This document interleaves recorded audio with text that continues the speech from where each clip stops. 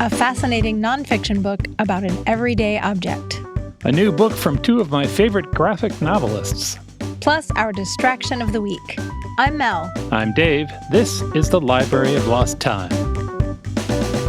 My favorite pair of skinny jeans has front pockets that are so tiny, my fingers only fit into them up to the first knuckle.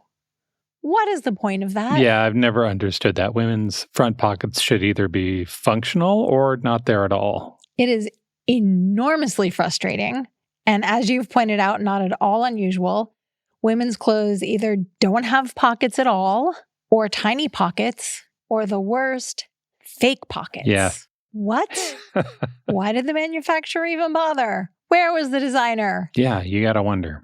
Author Hannah Carlson wrote a book that answers these questions and more.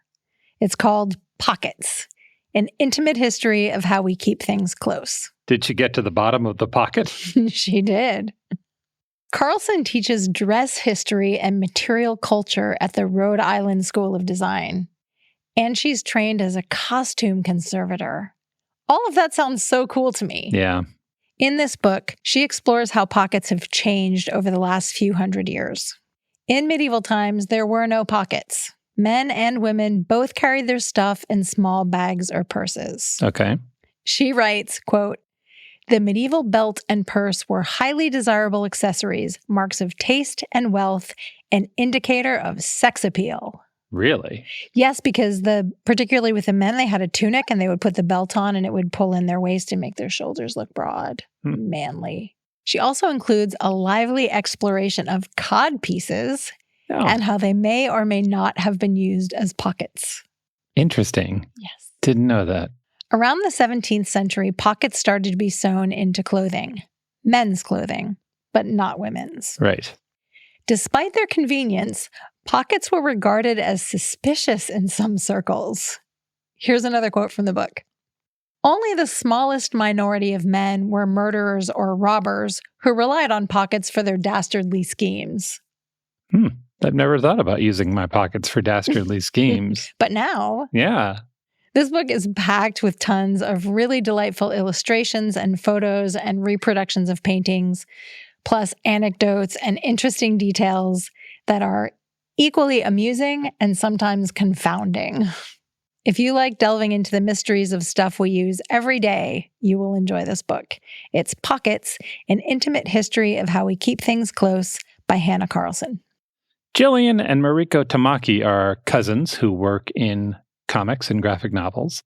Sometimes they work together, sometimes they don't. In 2014, they released a fantastic graphic novel called This One Summer. I mentioned it when we were talking to Anne Bogle about a strong sense of summer on her show. That book was a magic trick for me. It made me feel like I was 13 and walking down a gravel road in flip-flops during the last week of July in about 1978. Nice. Yeah. It is a portrait of being a young teen during summer and all of the drama that entails. It is well written and the art is gorgeous and fluid. It was transportative for me.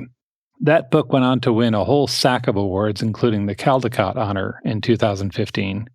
The Tamaki cousins have a new book out. It's called Roaming. And this time they take on what it means to be a young adult and what it's like to visit New York for the first time at that age. Oh, that sounds really fun. Yeah.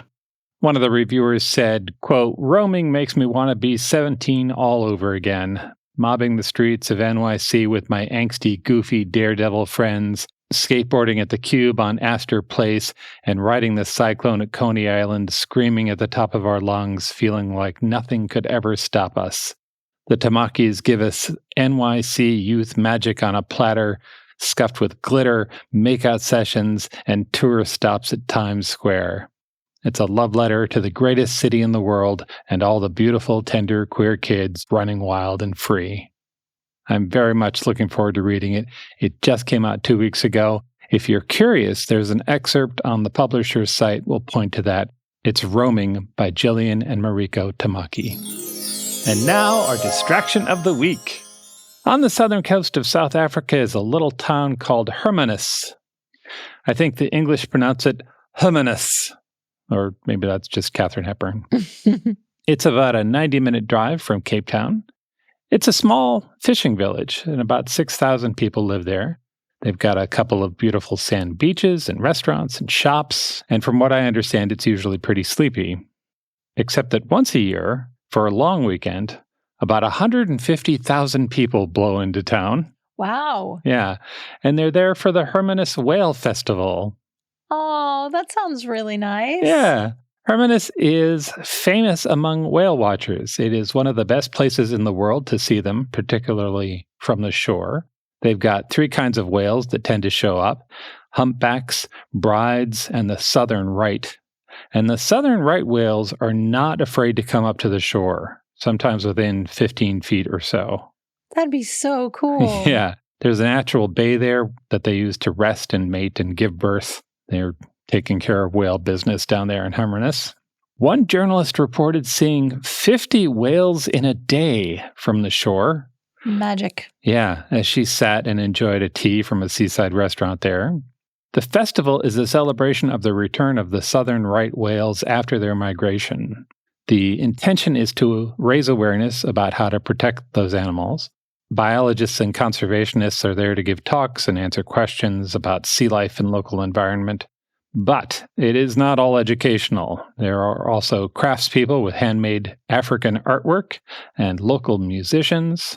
There's a parade with classic cars and a brass band. There's food. Do you know about walkie-talkie? No. It's a popular street food dish. It's the head and feet of chicken fried up and seasoned. I mean, if it's deep fried, you can eat just about anything. Yeah. Bonus points for the good name, walkie-talkie. For the slightly less adventuresome, there's Johnny's Roddy, which is basically a lamb and cheese burrito. Oh, that sounds good. Yep.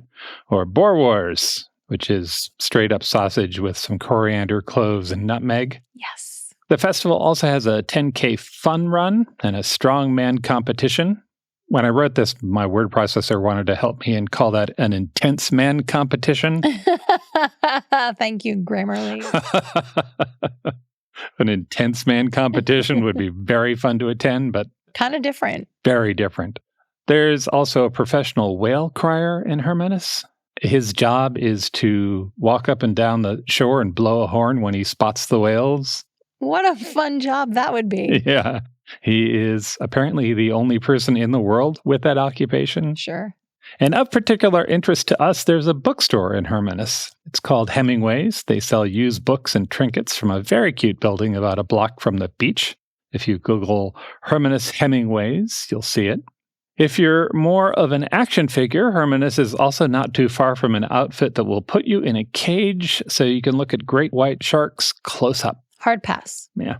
But the Hermanus Whale Festival itself starts next Friday, the 29th. If you can't get there by then, it's not too early to start making plans for next year, or you could just drop by. Whale season in Hermanus is from June through early December. I feel like we could get there by next Friday. Packing my bags. Visit strongsenseofplace.com/library for more info about how to see the whales in South Africa and all of the books we discussed today. You can also connect directly with the handy links in your podcast player. Thanks for joining us in the Library of Lost Time. Remember to visit your local library and your independent bookstore to lose some time yourself. Stay curious. We'll talk to you soon. What's up, fellow TV watchers? It's Brian from The Core Podcast, where we cover all things Apple TV+. We are wrapping up our recaps of Emmy favorite Severance, but 2025 on Apple TV Plus is just getting started. In April and May, The Core is recapping Seth Rogen's new Hollywood satire, The Studio, and Jon Hamm's dark comedy, Your Friends and Neighbors. We'll also be recapping the first 2 seasons of Apple's sci-fi thriller, Foundation, heading into the 3rd season of that later this year. Search for The Core, all things Apple TV Plus, on Apple Podcasts, Spotify, and YouTube.